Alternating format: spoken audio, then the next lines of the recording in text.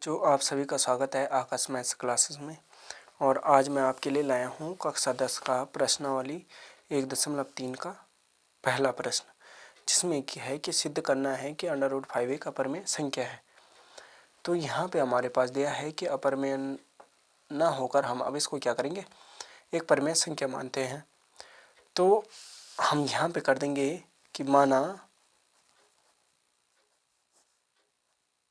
ठीक है, माना कि अब यहाँ पे हमारे पास क्या है, दिया है, क्या दिया है, दिया है कि √5 एक अपरिमेय संख्या है,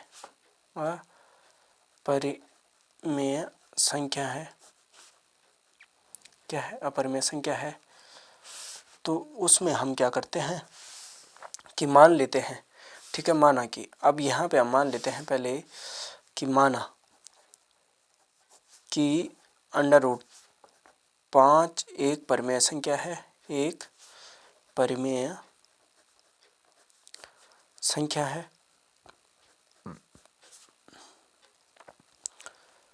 अब हमने माना कि यह एक परिमेय संख्या है। अब उसके बाद हम क्या करते हैं कि हमने मान लिया, लेकिन आपको यह पता होगा कि परिमेय संख्या जिसको हम क्या बोलते हैं, रेशनल नंबर,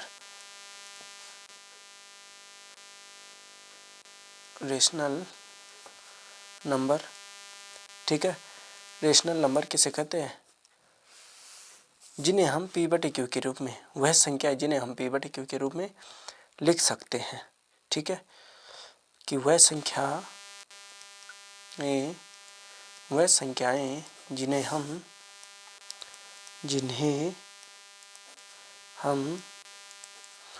p/q के रूप में लिख सकते हैं, के रूप में लिख सकते हैं, जहाँ, ठीक है, लिख सकते हैं जहाँ क्या होगा, q बराबर क्या नहीं होता, शून्य नहीं होता, शून्य नहीं होगा, शून्य नहीं होता। और p और q एक धनात्मक पूर्णांक है, एक धनात्मक पूर्णांक है, क्या है, धनात्मक पूर्णांक है, ठीक है। इसे हम क्या बोलते हैं, परिमेय संख्या या रेशनल नंबर। अब उसके बाद हमारे पास कंडीशन क्या है कि √5 है।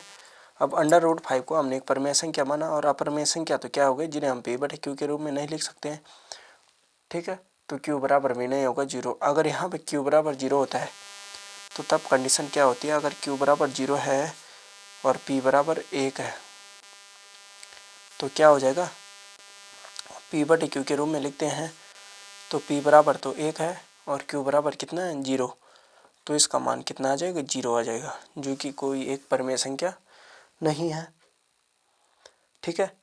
अब हमारे पास है, हमने मान लिया, तो √5 बराबर क्या हो जाएगा, p/q, जो कि क्या है, परिमेय संख्या है। माना था ना हमने, अभी माना है ना। तो यहाँ पे हमारा क्या हो जाएगा, क्रॉस मल्टीप्लाई हो जाएगा, p बराबर कितना हो जाएगा, p बराबर हो जाएगा हमारा √5q, ठीक है ना, ये हो जाएगा।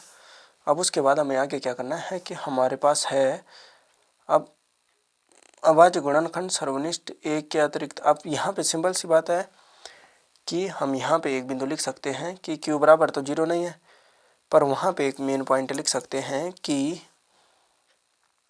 p और q का, ठीक है, कि माना p और q का एक के अतिरिक्त, ठीक है, एक के अतिरिक्त कोई अभाज्य गुणनखंड नहीं है, कोई अभाज्य, ठीक है, कोई अभाज्य गुणनखंड नहीं है, क्या नहीं, अभाज्य गुणनखंड नहीं है, ठीक है। अभाज्य गुणनखंड का मतलब आपको पता है कि जब हम किसी संख्या को तोड़ते हैं तो लास्ट में हमारे पास अंतिम पद है, तो हम कोई भी संख्या है उसका हम एक अभाज्य गुणनखंड लिख सकते हैं, जो कि p बटे q है। जैसे तो p बटे q है तो p कम p और q कम q। उदाहरण में कैसे समझते हैं, ये हमने अभाज्य गुणनखंड किया, तो यहाँ पे हमारे पास 18 और 12 को हम क्या कर सकते हैं, 1 से विभाजित करते हैं तो 1 18 के 18 आएगा, और 12 को 1 से विभाजित करते हैं तो 12 आएगा। तो इसका मतलब कि कोई भी कंडीशन हो, तो कोई भी संख्या हो, प्राकृतिक संख्याएं हों, तो उसमें एक सभी संख्याओं का क्या होता है, अभाज्य गुणनखंड। अभाज्य गुणनखंड किसे कहते हैं, अभाज्य किसे कहते हैं, जो स्वयं से और एक से ही विभाजित हो, बाकी किसी अन्य से विभाजित ना हो। ठीक है, अब यहाँ पे हम क्या करते हैं कि अब दोनों पक्षों का हम क्या कर देते हैं, वर्ग करते हैं। तो हमारे पास p बराबर था ये अंडर रूट का, है ना, तो p बराबर था हमारे पास ये, तो तब क्या हो जाएगा, अंडर रूट 5 था ये, किसके बराबर, p के बराबर। ठीक है, तो दोनों पक्षों का वर्ग करने पर हमारे पास क्या हो जाएगा, दोनों पक्षों का वर्ग करने पर क्या हो जाएगा हमारे पास, वर्ग करने पर हमारे पास हो जाएगा p स्क्वायर बराबर, अब क्योंकि हमारे पास है अंडर रूट 5q, ठीक है, इसका होल स्क्वायर होगा। बेसिकली सिंपल सी बात है कि किसी भी संख्या में जा रहा है तो वो पूर्ण होगा, तो इसका रूट इससे कट जाएगा, तो हमारे पास p स्क्वायर बराबर कितना हो जाएगा, 5q स्क्वायर। ठीक है, अब 5q स्क्वायर हो जाएगा तो p स्क्वायर संख्या 5 से क्या हो जाएगी, विभाज्य हो जाएगी। ठीक है, विभाजित हो जाएगी, p भी संख्या 5 से क्या हो जाएगी, विभाजित हो जाएगी, है ना, कि तब हम क्या लिख देंगे, p स्क्वायर संख्या 5 से क्या हो सकती है, p स्क्वायर संख्या 5 से विभाजित हो जाती है, विभाज्य हो सकती है, हो सकती है। ठीक है, 5 से विभाज्य हो सकती है, तो उस कंडीशन में हम क्या कर देंगे कि p स्क्वायर बराबर कितना है, 5 पंजे 25 q स्क्वायर, तो तब क्या हो जाएगा, p स्क्वायर बराबर हमने 5 से विभाजित किया है तो हम क्या कर देंगे, 5 q स्क्वायर बराबर कितना हो जाएगा। अब यहाँ पे कंडीशन में क्या हो जाएगा कि अब 5 से विभाज्य है तो p बराबर हम क्या ले लेते थे, क्या लेते हैं, p बराबर लेते हैं हम 5r। ठीक है, तो 5q स्क्वायर बराबर कितना हो जाएगा, 5p कितना 25r स्क्वायर, ये वाली कंडीशन।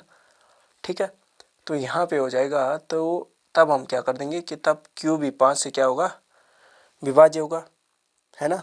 जब हमारा p हुआ तो q भी तब हमारा क्या हो जाएगा, तब हम क्या लिख देंगे, q स्क्वायर बराबर 5r स्क्वायर, q स्क्वायर बराबर 5r स्क्वायर। अब ये कैसे हो जाएगा, ये हो जाएगा हमारा q स्क्वायर बराबर क्या हो जाएगा, हमारा कैसे हो रहा है कि यहाँ पे देख लेते हैं कि 5q स्क्वायर बराबर 5p स्क्वायर, 25 क्या है 25। ठीक है, q स्क्वायर बराबर 25r स्क्वायर, तो तब क्या हो जाएगा, q स्क्वायर बराबर 25r स्क्वायर अपॉन 5, तो 5 कम 5 5 पंजे 25, तो q स्क्वायर बराबर 5r स्क्वायर। ठीक है, तो जब हमारा यहाँ पे प्रश्न के अनुसार कि q स्क्वायर संख्या 5 से विभाज्य हो सकती है, तो तब हम क्या लिख सकते हैं, p स्क्वायर, तो तब हम क्या लिख सकते हैं कि q भी 5 से विभाज्य होगा, 5 से क्या होगा, विभाज्य होगा। तो उस कंडीशन में तब हम क्या कर देंगे कि 5 भी p से विभाज्य होगा और p भी और q भी, तो p और q का अभाज्य गुणनखंड कितना हो जाएगा, 1, और विरोधाभास है तो हमने मान्यता के अनुसार क्या माना कि p और q में 1 के अतिरिक्त अभाज्य गुणनखंड है, तो ये संकेत करता है कि मालिक परमेय संख्या क्या है, असंगत है, वह त्रुटिपूर्ण है। ठीक है, तो यहाँ पे q भी है और p भी है, तो ये वाला बिंदु हमने दोनों बिंदुओं को देखा कि जब इन दोनों को क्या करेगा, पूर्ण विभाजित, कि ये बिंदु और ये बिंदु कि P और Q को जब पूर्ण विभाजित करेगा तो वहाँ पे हमारा सार्वनिष्ठ गुणनखंड कितना हो जाएगा, 1 हो जाएगा। ठीक है, कि अतिरिक्त कोई भी अभाज्य गुणनखंड नहीं है ना, नहीं है, तो उसमें तब हम कर सकते हैं कि यह विरोधाभास है कि हमारी मान्यता के अनुसार P और Q के अतिरिक्त कोई अभाज्य गुणनखंड नहीं है। तो हमारी कल्पना √5 एक संख्या है, परमेय संख्या है और असंगत एवं त्रुटिपूर्ण है। ठीक है, तब हम लास्ट में लिख सकते हैं कि √5 एक क्या है, एक परमेय संख्या है, परमेय संख्या है और ये असंगत और त्रुटिपूर्ण है। वह यह असंगत तथा त्रुटिपूर्ण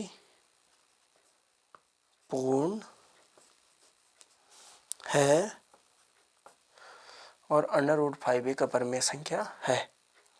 ठीक है, त्रुटिपूर्ण है तो हमारी कल्पना थी, हमने कल्पना की थी, तो तब √5 एक अपरिमेय संख्या है, अपरिमेय संख्या है। ठीक है, ये हो जाएगा, ये हो जाएगी हमारी, क्या हो जाएगी, अपरिमेय संख्या हो जाएगी। तो चलिए बच्चों, आज का ये प्रश्न आपको समझ में आया होगा, आशा करता हूँ। अगर आपको कहीं पे समझ में नहीं आया हो तो कृपया मुझे कमेंट करके अवश्य बताएं, तभी मैं आपकी समस्याओं का क्या कर सकता हूँ, समाधान कर सकता हूँ। तो आज के लिए बस इतना ही और मिलते हैं अगले प्रश्न के साथ और नए वीडियो के साथ। तो प्लीज़ मेरे चैनल को लाइक, शेयर एंड सब्सक्राइब करना मत भूलिएगा। धन्यवाद बच्चों।